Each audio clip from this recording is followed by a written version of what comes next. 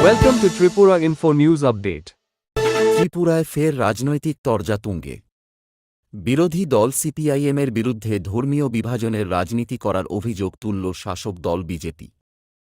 আগরতলায় এক সাংবাদিক সম্মেলনে বিজেপির মুখপাত্র সুব্রত চক্রবর্তী অভিযোগ করেন, জনস্বার্থের বিষয় তুলে ধরার পরিবর্তে সিপিআইএম বিভিন্ন ইস্যুকে সাম্প্রদায়িক রং দেওয়ার চেষ্টা করছে। তিনি দাবি করেন, বিজেপি সরকার রাজ্যে শান্তি, সাম্প্রদায়িক সম্প্রীতি ও আইন শৃঙ্খলা বজায় রাখতে প্রতিশ্রুতিবদ্ধ। পাশাপাশি বিরোধীদের ভিত্তিহীন অভিযোগ তুলে রাজনৈতিক ফায়দা নেওয়ার চেষ্টা না করার আহ্বান জানান তিনি। বিজেপির দাবি, উন্নয়ন ও অন্তর্ভুক্তিমূলক শাসনের মাধ্যমে রাজ্যের সব অংশের মানুষের জন্য কাজ করছে সরকার। অন্যদিকে আইন শৃঙ্খলা, বেকারত্ব ও সরকারি ব্যবস্থার অপব্যবহার নিয়ে সম্প্রতি সরব হয়েছে সিপিআই-এম। দলটি রাজ্যজুড়ে একাধিক আন্দোলনের কর্মসূচিও ঘোষণা করেছে।